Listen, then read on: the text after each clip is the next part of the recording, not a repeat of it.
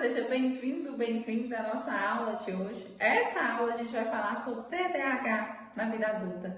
E a gente vai trazer aqui o conceito de TDAH, a gente vai trazer os sintomas, como você identificar o TDAH no dia a dia e também como você trazer um manejo, lidar com esses sintomas se você recebeu aí o diagnóstico de transtorno de TDAH. Eu sou Karen Duarte, sou psicóloga clínica. Aqui no meu canal você tem acesso a temas de psicologia, temas de filosofia e tudo que você pode aí usar no seu dia a dia para o seu desenvolvimento pessoal. Se você gosta desses temas, aproveita para se inscrever no canal, curte também esse vídeo e compartilha para quem você acha que merece e precisa saber um pouco mais sobre esse tema do TDAH. Então vamos lá, vamos entender sobre o TDAH na vida adulta? O TDAH, ele é um transtorno de neurodesenvolvimento. O que isso quer dizer? Isso quer dizer que algo acontece com você em relação à sua saúde, quando a gente pensa em transtorno, que acomete aí, que vai te gerar aí incômodos, onde você não vai considerar que você o quê? De maneira normal, você consegue conduzir certos fatores na sua vida. Então, quando a gente fala em um transtorno, a gente está dizendo de alguém que tem aí um estado emocional, um estado cognitivo que acaba atrapalhando e trazendo certos prejuízos no dia a dia. Quando a gente fala do transtorno de neurodesenvolvimento, a gente está dizendo que esse transtorno ele tem a ver com fatores que são cognitivos e que atrapalham aí no desenvolvimento da pessoa. O que é esse desenvolvimento? A forma que essa pessoa aprende, como ela se comporta no mundo, como ela lida com a vida. Então, quem tem o TDAH, o próprio nome, ele traz aí dentro da sua nomenclatura o que é o seu significado. Transtorno de déficit de atenção e hiperatividade. Então, o TDAH ele vai estar relacionado a pessoas que elas têm uma dificuldade a manter um certo foco de atenção, elas podem se distrair muito facilmente e às vezes quando elas têm um foco de atenção, a gente vai ter um foco de atenção relacionado ao hiperfoco, ou seja, se a pessoa ela pega uma tarefa ali para ser feita, ela pega uma determinada situação e ela fica muito tempo apenas fazendo aquilo. E aí isso pode gerar também prejuízos em relação a essa pessoa aprender olha, eu sou uma pessoa funcional em vários aspectos da minha vida. Então, ou ela vai ter muita dificuldade de focar em algo, ou ela vai ter o hiperfoco, e as duas maneiras podem gerar esse prejuízo. Uma outra questão do TDAH é que muitas vezes, e é claro em um nível maior, a maior parte das pessoas que têm TDAH não quer dizer que elas são hiperativas também, ela pode ter só o déficit de atenção e a hiperatividade em um nível menor. Mas algumas pessoas, em função às vezes da própria distração de não conseguir focar, isso vai se manifestar em uma inquietude muito grande, uma pessoa mais agitada, que é o que a gente chama de uma pessoa hiperativa. O TDAH ele é muito comum ser diagnosticado hoje em dia em pessoas que estão em idade escolar. Então é comum a gente observar isso em crianças, adolescentes, porque onde que a gente pode começar a observar que essa criança ela está tendo essa dificuldade de desenvolvimento na própria aprendizagem. Então normalmente a criança TDAH vai ser uma criança que ela é inteligente, não é que ela tem um problema para aprender alguma matéria, só que ela tem muita dificuldade de focar. Então, a criança mais agitada, que às vezes vai falar mais, que vai andar mais dentro da sala de aula, que às vezes ela vai estudar para a prova, mas ela vai estudar no último minuto. Então, às vezes é aquela criança que ela passa na escola, ela passa nas dependências, ela passa na recuperação. Ela não consegue estar ali o tempo todo ali relacionada, se focando naquelas matérias que ela está assistindo. Ou ela vai muito bem em algumas matérias e outras matérias ela não vai. Então é importante a gente pensar que essa associação é muito fácil de ser feita na escola. Mas o que acontece com as pessoas que não vêm aí dessa geração, dessa onda onde a gente consegue falar sobre saúde mental, a gente tem acesso a esses conteúdos e que são adultos e às vezes tiveram TDAH e nunca souberam disso. E já sofreram todos esses prejuízos aqui. E às vezes na vida adulta a pessoa também está tendo vários problemas e ela só se vê como uma pessoa problemática, uma pessoa disfuncional, ela não entende o que está acontecendo com ela. Então, nesse vídeo, a gente vai dar um foco no TDAH na vida adulta. E eu vou trazer para vocês alguns sintomas e o que você pode observar no dia a dia que pode indicar que você tem TDAH. O TDAH na vida adulta, ele se apresenta muito em relação ao que essa pessoa ela precisa se comprometer. Então, quando você convive com uma pessoa com TDAH no dia a dia, o que é muito difícil para essa pessoa? Relação a tempo e espaço. O TDAH, muitas vezes, é aquela pessoa que sempre vai chegar atrasada.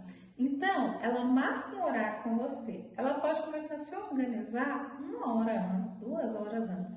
Não é que ela não se compromete. Ela vai começar a se arrumar, ela vai começar a focar naquele horário. Mas o que acontece? Esse tempo e espaço para o TDAH é um pouco diferente. Então, não é uma pessoa que ela vai pensar dentro de uma lógica, que é a lógica, ela vem do tipo de inteligência de QI, ela não vai pensar 1 hora tem 60 minutos. É só 1 hora, né? Ela sem perceber, ela vai devagar. E ela achou que ela tinha tempo, quando veio mesmo que ela se organizou, ela deu conta de chegar atrasada. Se você perguntar para a pessoa TDAH, mas o que aconteceu? Ela também não vai saber explicar muito bem o que aconteceu. Na cabeça dela estava tudo certo, ela estava se organizando e iria dar tempo.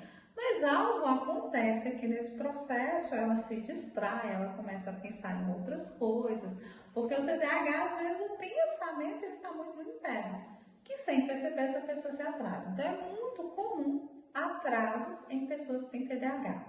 Outro ponto é que, às vezes, a pessoa TDAH é aquela pessoa que, se você virar para ela e falar, olha, vai em tal lugar e compra isso e isso para mim. Quando você traz muitas informações, essa pessoa ela vai acabar esquecendo. Então, não é aquela pessoa que, por exemplo, você vira para ela, vai na farmácia e compra esse e esse remédio para mim. Você vai ter que anotar, ou essa pessoa ela vai ter que repetir daqui até lá. Se ela encontrou alguém nesse caminho que ela foi, pronto, ela esqueceu o que ela ia fazer. Então, esse foco, essa lógica de as coisas estarem ordenadas é um pouco mais difícil para o cérebro de TDAH. Outra questão é a questão de organização. Então, para o TDAH, às vezes, ele não percebe que ele é um pouquinho bagunceiro. Como essa dificuldade de ordenação é algo complicado para o TDAH, então é aquela pessoa que, sem perceber, ela vai arrumar a casa, só que ela não conserta lógica em como ela vai arrumar a casa. Ela começa lavando um lugar, depois ela deixa aquilo ali pela metade, ela vai para o outro. Então, uma tarefa que poderia ser feita de uma maneira mais prática e rápida, acaba se tornando uma tarefa demorada. E, às vezes, as outras pessoas não vão entender muito a lógica ou vão achar até desorganizado como essa pessoa atua.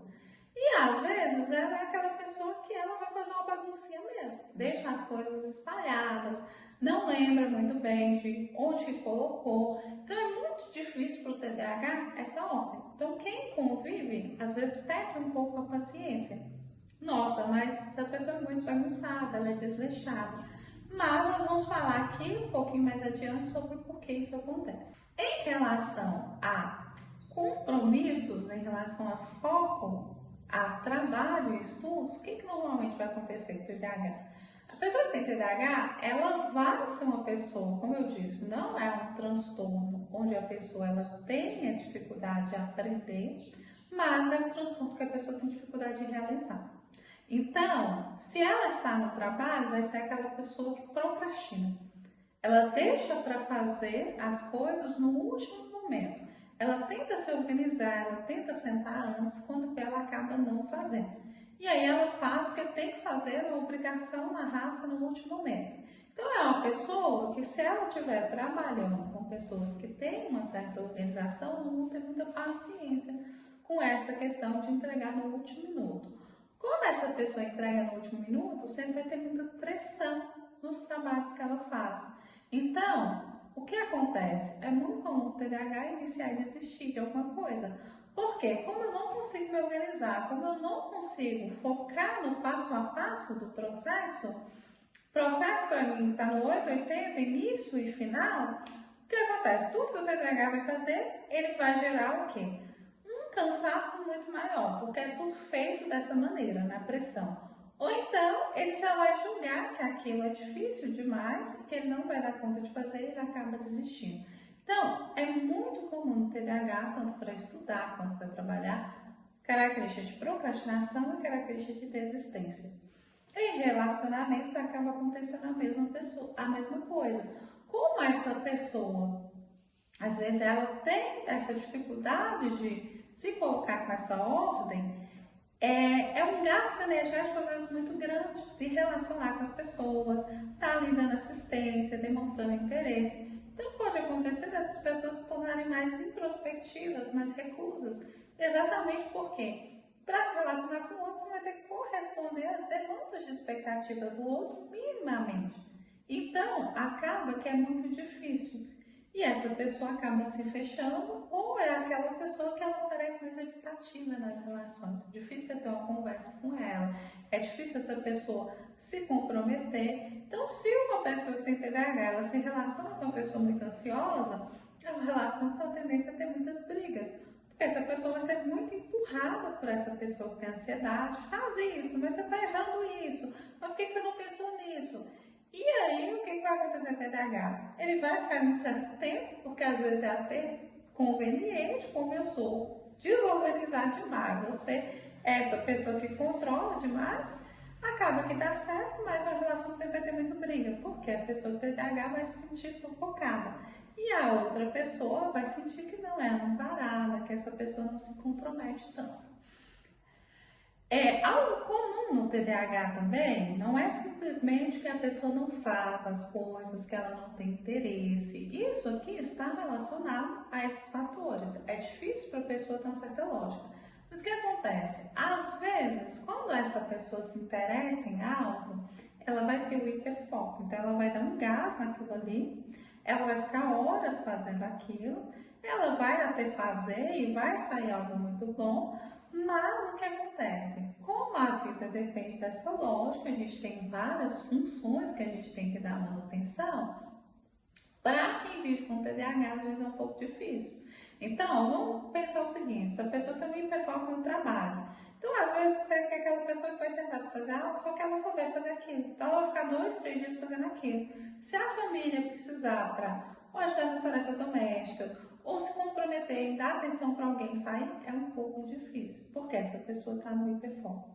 Então, a gente tem a distração e a gente tem o hiperfoco. Por que isso acontece? Todos nós, o que faz o nosso sistema nervoso central, que dá os nossos comandos a partir do nosso sistema nervoso central, para que tudo na gente funcione, o nosso corpo, as reações que a gente tem ao meio, são as nossas sinapses mentais que geram os hormônios que são liberados, que vai fazer com que a gente tenha as nossas reações. E as nossas reações vão definir os nossos estados emocionais. A gente tem um hormônio que é chamado dopamina, que é um hormônio estimulante. Esse hormônio, ele é responsável pela nossa capacidade de execução. Então, pessoas que não têm TDAH, e quando elas estão com esse nível hormonal de dopamina equilibrado, porque pode acontecer que você não tenha TDAH, mas os seus hormônios estão desequilibrados por outros fatores. Fatores físicos, de saúde ou fatores emocionais, muita ansiedade, muita depressão, algo nesse sentido. Mas a pessoa que ela tem esse nível de dopamina equilibrado, o que vai acontecer? É como se ela liberasse esses hormônios de dopamina em um nível também equilibrado. Então, o hormônio de dopamina é o hormônio da execução. Então, vamos pensar o seguinte: você acordou e você precisa fazer várias coisas no seu dia. Você tem que fazer algumas coisas da organização da sua casa, você tem que se arrumar para ir trabalhar, você vai para o seu trabalho, você chega, você ajuda seus filhos com a questão da escola, você faz um exercício físico, você organiza alguma coisa, você dorme. Você se programa para fazer uma leitura também antes de dormir. O seu corpo ele vai liberar aí as doses de dopaminas necessárias para você ter essa quantidade de ação no seu dia. Então, você vai manter um pico de energia vital o suficiente para você fazer tudo isso. O que acontece com a pessoa do TDAH? Tem dia que ela não vai liberar praticamente nada desse hormônio, dessa dopamina. E aí ela vai acordar, ela sabe que ela tem 1000 coisas para fazer, aquilo vai virar uma confusão na cabeça dela. Por quê? É uma confusão, a cabeça ela fica agitada. Se você conversar com pessoas que têm TDAH, elas falam às vezes que é como se tivesse um zumbido, um grande barulho na cabeça. Como aquilo fica muito confuso, ela não tem energia suficiente para fazer aquilo, ela acaba não fazendo nada, ou fazendo uma coisa só, ou começando fazendo várias coisas e deixando tudo pela metade. Quando ela faz isso, vai vir uma culpa enorme, porque ela começa a se sentir uma pessoa que não é funcional, não é suficiente. As outras pessoas vão cobrar dela essa responsabilidade e se torna muito difícil. Por isso que o TDAH ele pode acometer depressão, ansiedade. Essa pessoa pode ter uma autoestima muito baixa e ela pode acumular vários fracassos ao longo da vida dela. Porque quando ela começa a ter essa sensação que não vai dar conta, ela deixa trabalho, ela deixa relacionamento. Por quê? Ela começa a sentir uma pressão muito grande. Então, vamos pegar assim, o que acontece? Ou não vai liberar nada desse hormônio quando essa pessoa não conseguiu fazer nada, ou então ela vai ter um pico de dopamina enorme, que é quando vem o hiperfoco. Então, vamos pensar o seguinte, essa pessoa, ela começou, sei lá, ela introduziu na vida dela o hábito de correr. Quando essa pessoa só está correndo, ela não foca em outras tarefas.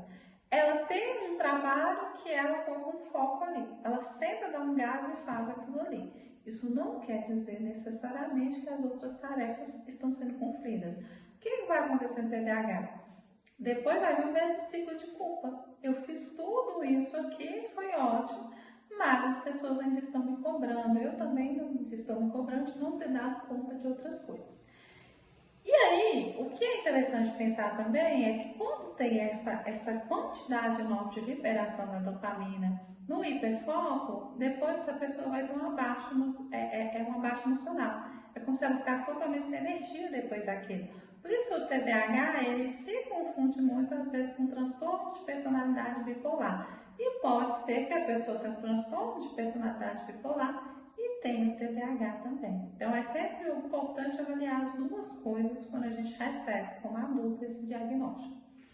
Então, como vocês perceberam, os prejuízos são muito grandes. O que acomete principalmente é essa autoestima dessa pessoa não se ver como essa pessoa funcional que vai dar conta e quando ela começa a se enxergar como uma pessoa problemática, essa pessoa que só acumula fracassos, que não tem direção. A maior dificuldade do TDAH é entender a sua direção. O que faz a gente cumprir uma meta é um propósito positivo de direção dentro da gente. Vocês entendem que se essa pessoa ela entende desde criança que ela não dá conta de cumprir as coisas, que é muito difícil, muito confuso fazer as coisas, que ela é diferente de todo mundo, ninguém entende ela. Como que ela vai ter propósitos positivos e como que ela vai entender que propósito é esse? Então é muito comum que o TDAH comece várias coisas, é uma pessoa muito criativa, muito fora da caixa, vê um mundo muito diferente, mas ela não tem essa energia, esse foco de ação, que é o que a gente precisa quando tem direção. O que é trabalhado na clínica quando a gente tem um caso de TDAH como adulto? Como que eu costumo direcionar isso? Psicologicamente, a gente foca nisso aqui. Vamos primeiro elaborar sua visão de si mesmo, sua questão de autoestima, a sua autoimagem. Vamos entender o que acontece com você no dia a dia. Vamos buscar ferramentas comportamentais que te ajudem. Então, quais são ferramentas que ajudam? Olha, se existe essa baixa de dopamina, que é um hormônio estimulante, a gente precisa criar mecanismos disso ser gerado de uma maneira natural no seu organismo. Então, tem que buscar rotina de exercício físico, tem que tomar sol, precisa aprender a se autorregular, entrar em meditação, respiração consciente, por quê? Essa baixa de energia aqui, que a falta de dopamina gera, ela já é um pouco recuperada com isso. Os outros fatores, tá? Qual que é a sua dificuldade de organização? Então, vamos buscar de forma prática essas ajudas dentro de casa. Vamos colocar lembrete? Vamos organizar a casa de uma maneira que fica fácil para você colocar as coisas no lugar? E aí também trabalhar em nível que cognitivo, como que essa pessoa entende o processo das coisas, porque é muito comum, como o TDAH também é a pessoa hiperativa e tem um pensamento agitado, ele não entender que existe prazer aqui no processo das coisas. Então, como ela já quer o resultado final e o resultado às vezes é demorado, é chato, é difícil, acaba desistindo. Então, aprender uma maneira de trazer essa ideia que eu vou facilitar o processo e aprender a focar no processo. E aí, em um nível mais profundo, além de trabalhar esses comportamentos, trabalhar a autoestima e a ideia de identidade, propósito dessa pessoa. Porque é muito fácil para o TDAH ele entender, a partir do momento que ele entendeu como ele funciona, que vai ser um pouquinho diferente, mas se tem uma autoimagem positiva e a gente coloca propósito e direção, essa pessoa ela vai começar a usar aí a forma que o corpo dela funciona a favor de si mesma, não de uma maneira disfuncional que atrapalhe, ela fique nesse loop sem fim aqui de culpa. Espero que eu tenha ajudado vocês. A gente se vê na próxima aula. Beijo, beijo. Até mais.